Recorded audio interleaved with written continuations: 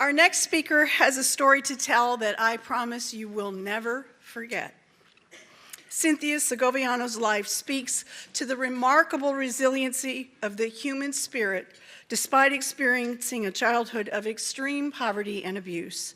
Her journey from undocumented immigrant, high school dropout, and homeless mother to permanent U.S. resident and the college-degreed Director of Administration for the Fort Worth Hispanic Chamber is a story of courage, redemption, and the kindness of angels who walk among us. Ladies and gentlemen, Cintya Segoviano.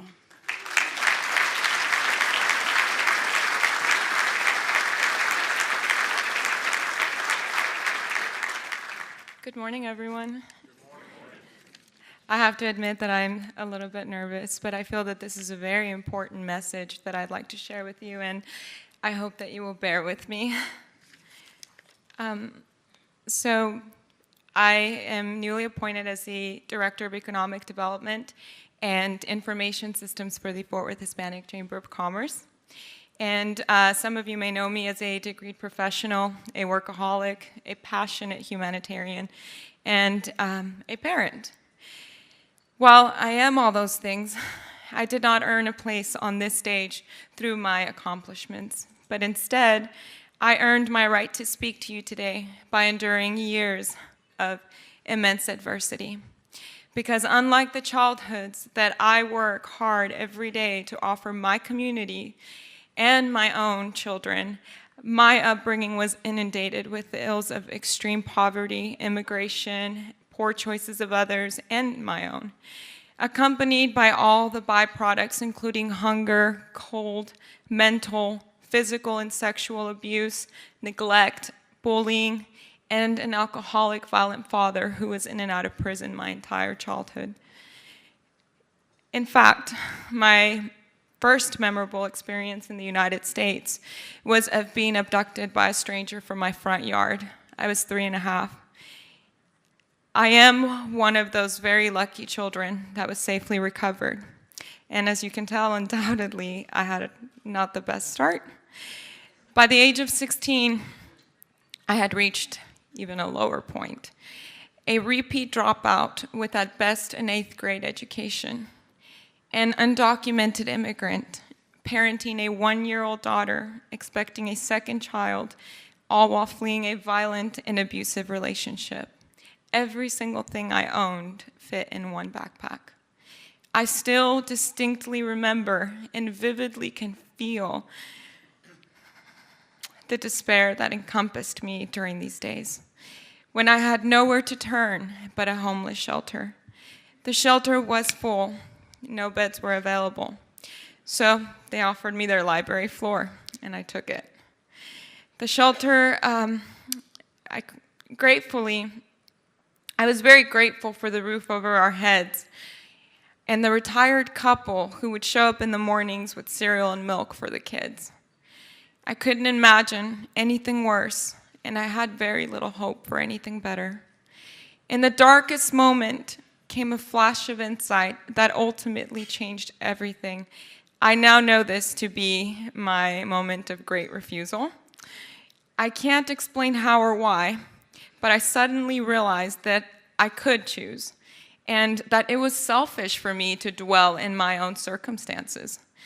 At this very young age, I had to choose between resigning to a life and legacy of poverty, homelessness, and despair, or I could choose to hope and fight for a brighter future for my children.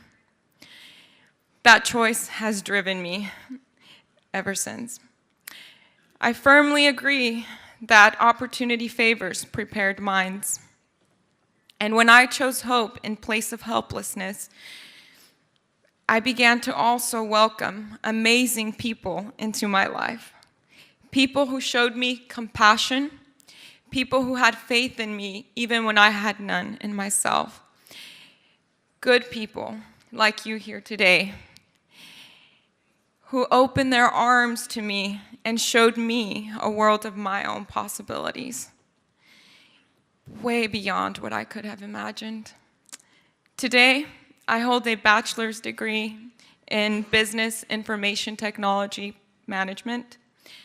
4 technology certifications, and am an information security graduate student at Pennsylvania State's Homeland Security Program. I hold a contributing position in our community and enjoy a stable lifestyle.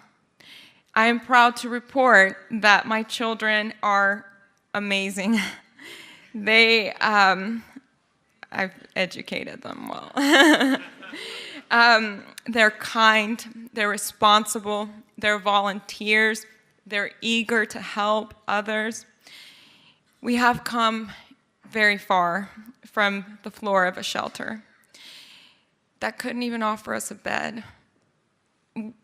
Because my family has broken this cycle, I stand here today as proof that with a little help, genuine compassion, and intelligent altruism, others can do the same. Together, we can and must become an exemplary community. In my darkest hour, I made a decision which radically changed my life. Because there were exemplary people who have believed in me, they really, really made the difference. And I stand before you strong, unbroken, free of despair that is still imprisoning many families. Today, as I speak, the shelter that offered me a place to sleep is housing 60 children under the age of 18 and their mothers who are fleeing similar situations. It is for them that I nervously stand up here and speak, and it is for them that I ask you from the bottom of my heart to support the DRC and contribute to tangible solutions for homelessness. In just a moment, you will have the chance to offer help, and most importantly, provide hope to those who are still facing obstacles as great and even greater than my own, and who have potential even higher than my own. As Nelson Mandela said, judge a community by the way it treats its children. And I hope that resonates with everyone here. Please take that opportunity, trusting that I do, as I do, that it is not where you come from, but it is how you rise that counts. Please, let's rise together to the next level of leadership. Thank you.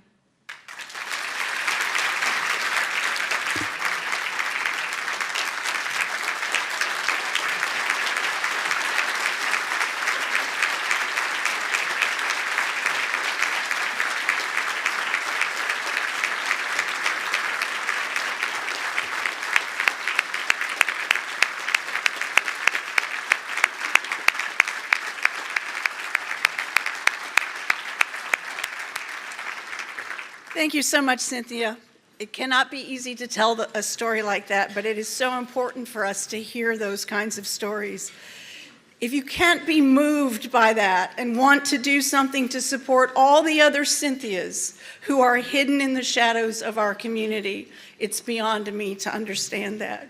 Cynthia's first apartment came in Fort Worth because somebody gave her a chance. She didn't have the money to pay for it. She was working at a McDonald's, but somebody said, here's the key, pay me when you can.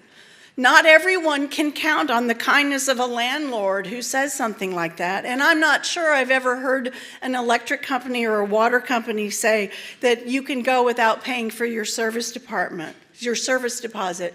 But the money you give this morning will help the DRC perhaps put down that deposit for somebody who needs to get off the street and into housing. $25 can provide cooking utensils for a newly housed DRC client. $50 gets them dishes. $100 will provide the pots and pans they need to feed themselves and their children.